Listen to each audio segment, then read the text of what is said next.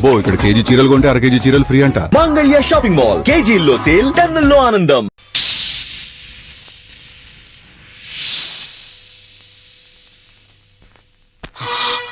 పెద్దోడా, పాపారావు నాకు పాపం చేసిన అన్యాయం చేసిన వాడు చేసిన పుణ్యం న్యాయం ఏమిటో తెలుసా?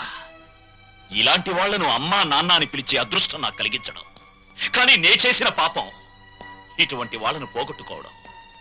నాన్న, ప్రతి మనిషి బ్రతుకులోనూ ఏదో ఒక క్షణం చాలా విలువైంది.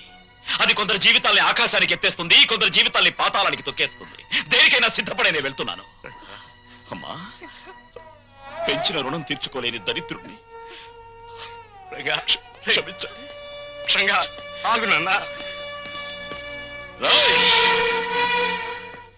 డబ్బుని పంచుకోవడానికి మనుషులుంటారు, కానీ బాధల్ని పంచుకోవడానికి ఎవ్వరూ ఉండరు. నాలాంటి వాళ్ళు తప్ప.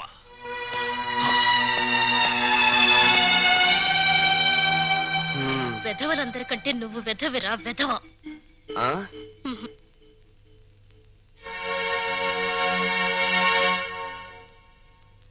అన్నయ్య, అది అమ్మని నాన్నని నాతో పాటు తీసుకెళ్తానన్నయ్య.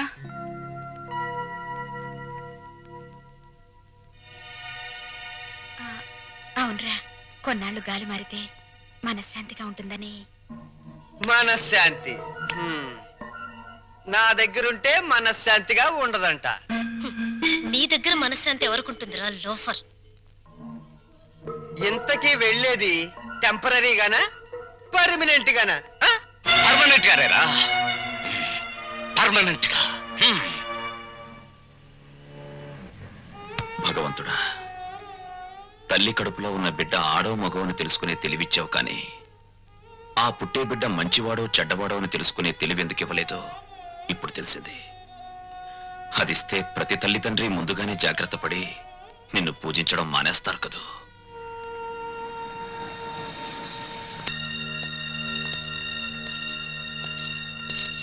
బావా, మీరా? కూర్చోండి బావా. మీరు చంద్ర గారింట్లో ఉన్నారని వెళ్తుంటే లక్కీగా మీరు ఇక్కడే కనిపించారు. మీకు గుడ్ న్యూస్ బావా. చెప్పండి. మీ అమ్మా నాన్న సుముతో కలిసి మా ఇంటికి వచ్చేసారు. మీ ఇంటికా? అవును, మీ పెద్ద తమ్ముడు కనపడిన కూపి కదా, కొన్నాళ్ల పాటు కూతురింటికి వెళ్ళొస్తామంటే పర్మనెంట్ గానా టెంపరీగా అన్నా. దాంతో మావయ్యకి ఒళ్ళు మండి పర్మనెంట్ గా అని చెప్పి వచ్చేసారు. వాళ్ళు తీసుకున్న నిర్ణయం మంచిదని నా అభిప్రాయం. మీరు కూడా ఒకసారి మా ఇంటికి వచ్చి వాళ్ళని చూస్తే వాళ్ళు ఎంతో ఆనందిస్తారని నా ఉద్దేశం. ఏం బావ మాట్లాడరే? మా పెద్దోడు కూబి అని మీరే చెప్పారుగా. ఇప్పుడు నేను మీ ఇంటికి వచ్చి మా నాన్నని కలిస్తే మీరు, నేను, మా నాన్న కుమ్మక్కై ఒక చోటుకి చేరామని, మనమంతా ఒకటైపోయి వాళ్ళని వేరు చేశామని నాన్న అలరి చేస్తాడు. అది కరెక్టే. మా చెల్లెమ్మకు మా అమ్మ నాన్న అంటే పంచప్రాణాలు. మీరు సహృదయులు. ఇకపై వాళ్ళు క్షేమంగా ఉంటారు. అదే 10,000. తప్పకుండా.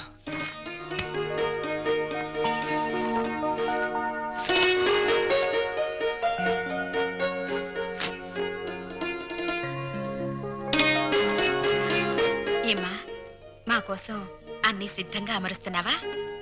అబ్బే, అదేం లేదమ్మా. మరి మీ నాన్నగారికి మల్లె పువ్వు లాంటి తెల్లటి దుప్పటి తెళ్ళు ఇష్టమని, అవి లేనిదే సరిగ్గా నిద్ర పట్టదనేగా.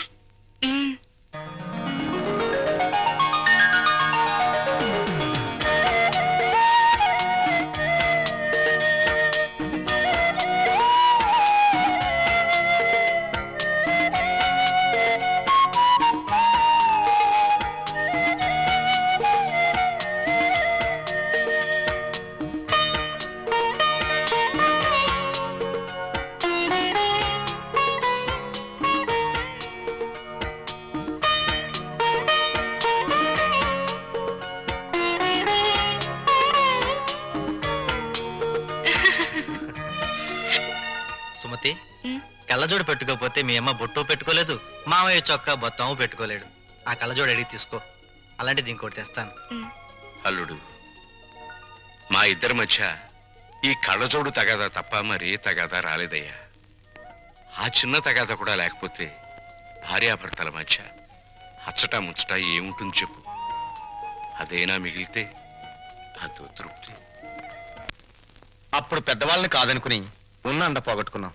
ఇప్పుడు పాపారావుని కూడా కాదనుకుంటే మనకి పెద్ద దిక్కు ఎవరు? పెద్ద దిక్కు కోసం ఉన్న కిడ్నీలు పోగొట్టుకుని మన ఆరోగ్యం పోగొట్టుకుంటావా? అల్లుడు రేట్ చేసిన పాయింట్ కరెక్ట్, నీ ఆన్సరు కరెక్ట్.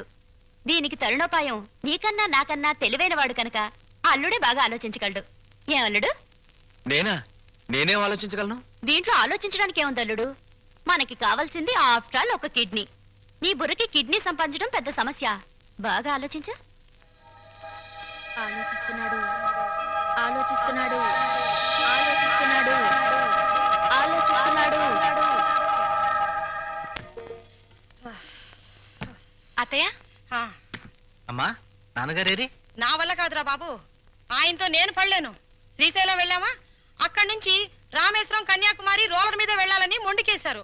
ఆయన సత్రంలో నిద్రపోతూ ఉంటే ఆయనతో చెప్పా పెట్టకుండా పారిపోయేసాను.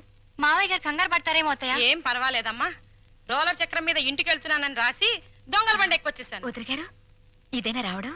అవునదినే, మీరెప్పుడొచ్చారు? 15 రోజులైంది. 15 రోజులైందా? అది నేనే రమ్మన్నాను అత్తయ్య. ఓహో, ఒంటరిగా ఉండలేక జతకు రమ్మనింటావు. ఫోన్లే, నేనొచ్చేసాగా. నమస్కారం అమ్మా. మీరు వచ్చారా? ఒళ్ళంతా కంపరంగా ఉంది, స్నానం చేసి వస్తానమ్మా. అమ్మా, ఆ, ఎదటి వాళ్ళు ఏమనుకుంటారని లేకుండా ఏమిటా మాటలు?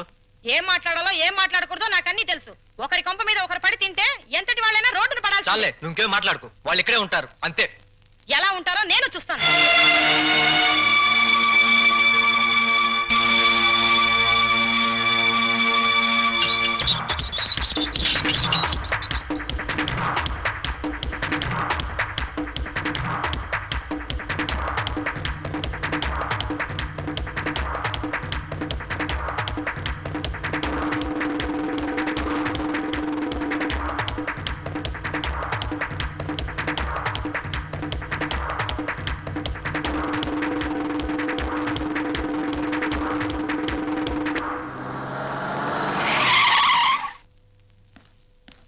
బావగారు, అన్నయ్య, అమ్మా నాన్నల్ని చిన్నన్నయ్య తాళ్ళ వెళ్ళపడి తన వెంట తీసుకువెళ్ళాడు.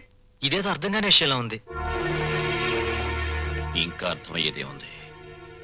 ఆ కసాయివాడి మాటలు నమ్మి అమ్మా నాన్న తోడేళ్ల కొమ్మకు వెళ్ళారంటే ఇదేదో పెద్ద కుట్రే. తేలుస్తా.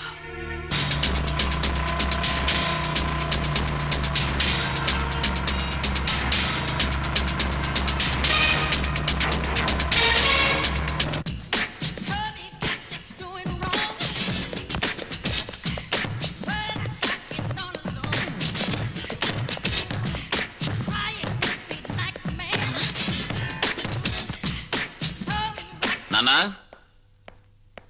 నాన్నా, ఏమిటా కేకలు? ఎవరు కావాలి? మా అమ్మ నాన్న ఎక్కడ? అక్కడ.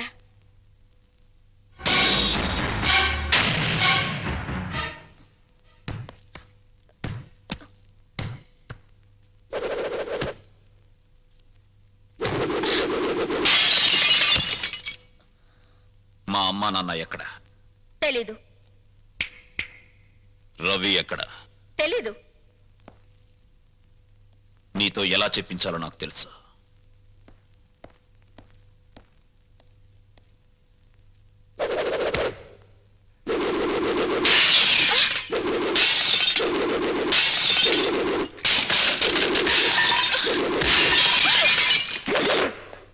పొగరబోత్తాను నీకే కాదు, నాకు ఉంది. నేను ప్రాణంతో ఉండగా మీ అమ్మా నాన్న ఎక్కడున్నారో నేను చెప్పను. నువ్వింకా ఇలాగే ఏమైనా స్మాష్ చేశావో నేను నీ చెల్లెల్ని. నీ కళ్ళ ముందే నేను నగ్నంగా తయారవుతాను. ఓహో, నువ్వు ఈ దారిలో వచ్చావన్నమాట.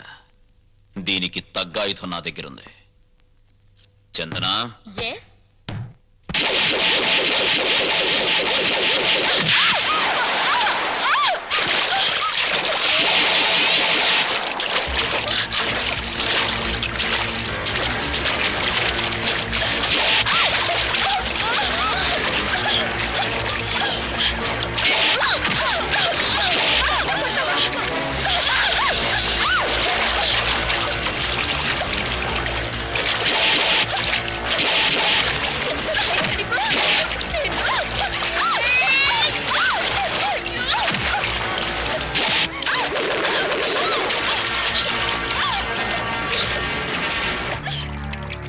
చూడు నీ జింగిల్ జింగిల్ జాని. నాతో పెట్టుకుంటే ఎవరి పరిస్థితి అయినా ఇంతే.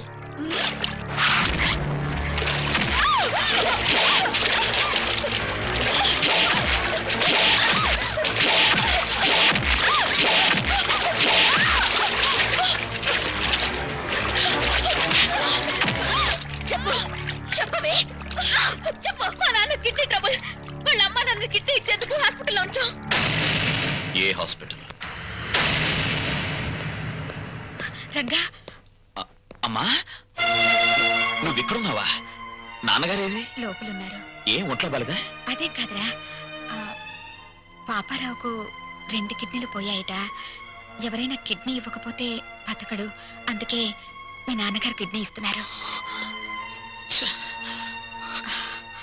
ఏమ్మా, ఆ పాపారావు ఎంత దుర్మార్గుడో మీకు తెలుసు కదమ్మా. అలాంటి వాడికి కిడ్నీ ఇవ్వడం ఏంటమ్మా? నాన్నగారు బాగా ఆలోచించారా? బాగా ఆలోచించావురా. అంటే నీ ఆమోదముద్ర కూడా పడిపోయిందన్నమాట. అవునులే, భర్త అడుగుజాడల్లో నడిచే గుణవంతురాలువైన గొప్ప ఇల్లాలివి కదా. ఆయన చేసే త్యాగాలకు సంతోషంగా తలూపి భర్తకు రాబోయే కీర్తికి పొంగిపోయి బయట కూర్చున్నావు. బాబు, మీ నాన్నగారిని సరిగ్గా నువ్వు అర్థం చేసుకోవడం లేదురా. నిజమేనమ్మా, నిజమే. అర్థం చేసుకోకే ఒకసారి చీపోరా అంటే బయటికి వెళ్ళిపోయాను. ఇప్పుడేమైనా అర్థం అవుతారేమో ఒకసారి ప్రయత్నిస్తాను. ఎక్కడా మహానుభావుడు? నువ్వెంతో గొప్పవాడిగా భావించి ఆయన దర్శన భాగ్యం చేసుకుని వస్తాను.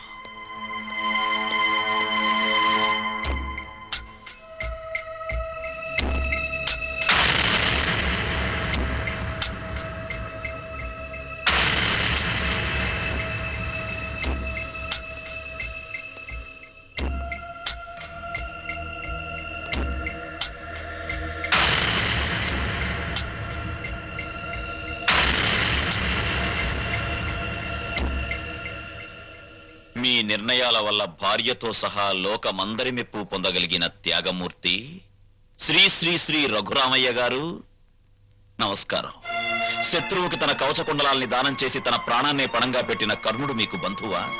పక్షి ప్రాణం కోసం తన రక్త మాంసాల్ని కోసిచ్చిన శిబి చక్రవర్తి మీకు ఆదర్శప్రాయుడా? ఆహాహాహా, ఎంత మంచిని ప్రోత్సహిస్తున్నారు సార్. కానీ వాళ్ళంతా లోక కళ్యాణం కోసం త్యాగాలు చేశారు. మీరు లోకానికి చెడు మాత్రం చేసే ఈ పాపారావుని రక్షించి ప్రజల్ని భక్షించమని ప్రపంచం మీదకు వదలబోతున్నారు. ఇదే మీకు తెలిసిన నీతి, న్యాయం, ధర్మం. రేరంగా, నీ ఆవేశం నీదేనా? నేను చెప్పేది కాస్త వింటావా? చెప్పండి చెప్పండి. లోకంలో ప్రతి వ్యక్తి తను చేసిందే సరైందనుకుంటాడు. అది మానవ నైజం. అక్కడ అమ్మ సమర్థించడాన్ని విని సంతోషంతో గుండె వేగం పెరిగింది. ఇప్పుడు తమరి వాదన విన్న తర్వాత ఆనందంతో హృదయమే పగిలిపోతుందేమో. చెప్పండి, త్వరగా చెప్పండి. రేరంగా, నువ్వు ఎంత వ్యంగ్యంగా మాట్లాడినా నేను చెప్పేది కూడా వినరా. వాడు పాపారావు అన్న విషయం పక్కన పెట్టు. ప్రస్తుతానికి తన వాళ్ళెవరూ ఆదుకోక ఓ మనిషి కిడ్నీ లేక చచ్చిపోతున్నాడ్రా.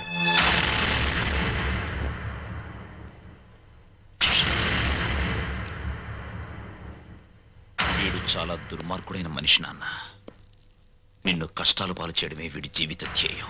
రంగా, ఏం చేయబోతున్నావురా?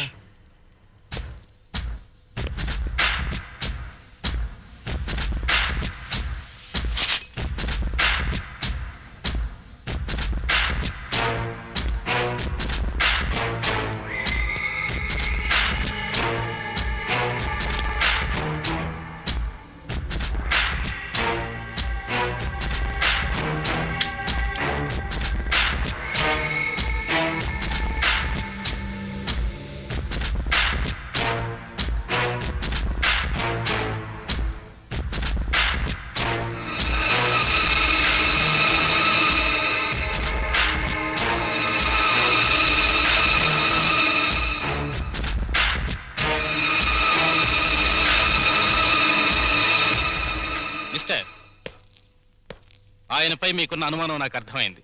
1 మినిట్.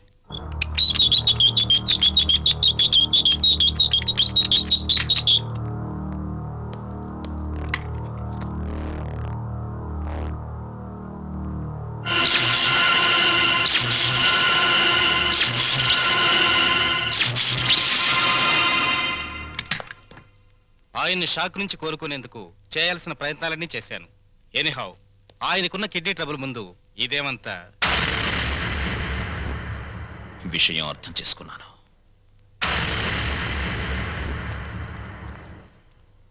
నాన్న, పాపారావు దీనాతి దీనమైన స్థితిలో ఉన్నాడు గనక మానవతా దృష్టితో అతనికి కిడ్నీ ఇవ్వడానికి సిద్ధమయ్యామని అర్థమైంది. ఆ అవకాశం నాకివ్వు.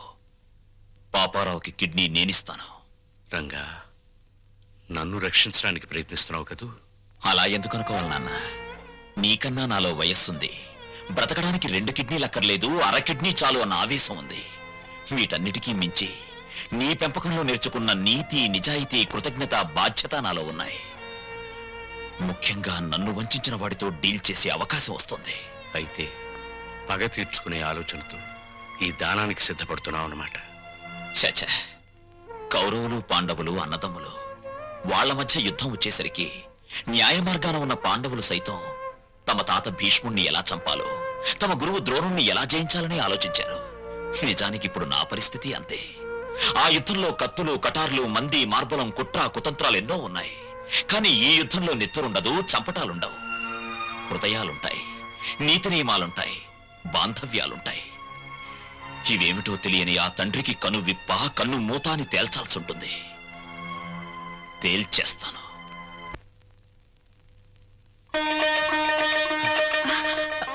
Excuse me. ఏమండి?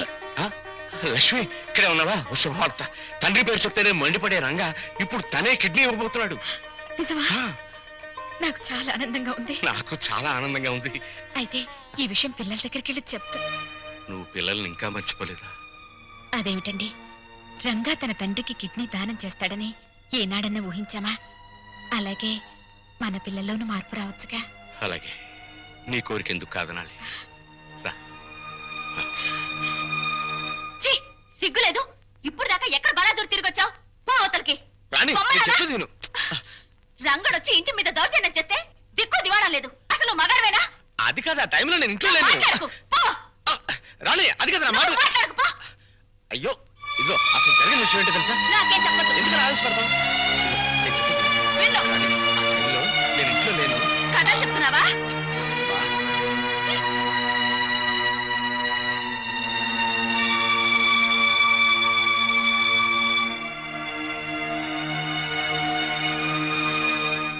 వచ్చేసారు అత్తయ్య. బాగున్నారా మావయ్య?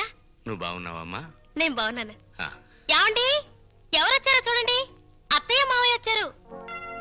ఓ గౌరవనీయులైన నాన్నగారు, ప్రియమైన అమ్మగారు, పర్మనెంట్ గానే వెళ్ళిపోతున్నామని పెద్ద పౌరుషంగా వెళ్ళిపోయారు. ఎక్కడికి వెళ్ళినా టెంపరీ స్వాగతమే లభించిందన్నమాట. ఏమన్నా అంటే ఆత్మాభిమానం. అవునురా, అన్ని చచ్చినా ఆత్మాభిమానం మాత్రం చావలేదు. రా. పోండి. అత్తయ్య,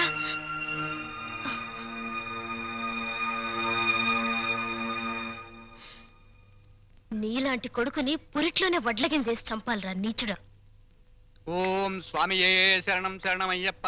ఓం స్వామియే శరణం శరణమయ్యప్ప. ఓం స్వామియే శరణం శరణమయ్యప్ప. ఓం స్వామియే శరణం శరణమయ్యప్ప. ఓం స్వామియే శరణం శరణమయ్యప్ప. ఓం స్వామియే శరణం శరణమయ్యప్ప. నమస్కారం, నమస్కారం. తమని చూస్తే ఏదో ఉన్నత కుటుంబం నుంచి వచ్చినట్టున్నారు. ఏమైనా కష్టాలా? మరి ఇంకే రండి, పంచుకుందాం.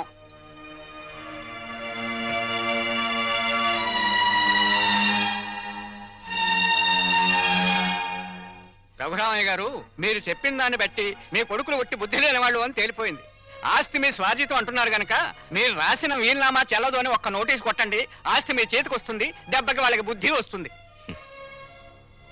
వాళ్లకు బుద్ధి చెప్పాలని నేను రాసిన వీలునామాన్ని రద్దు చేసి నేను బుద్ధి తక్కువ పని చేయను.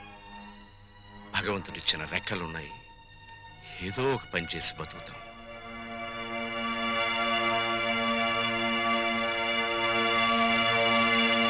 కొడుకులకు ఆస్తి పంచాల్సి వస్తే ఏ తండ్రైనా తన వాటా ఏమిటో ఖచ్చితంగా తెలుసుకోవాలమ్మా. అప్పట్లో ఏముండి పిల్లల్ని పెంచి పెద్ద చేశాం, ఇప్పుడు ఆ మాత్రం మాకు మేము సంపాదించుకుని బతకలేమా అన్న ధీమా శుద్ధ తప్పు. ఒక వయసు వచ్చాక మనసులో ఆవేశం ఉంటుంది తప్ప పూర్వంలా కష్టపడే సత్తా ఒంట్లో ఉండదమ్మా.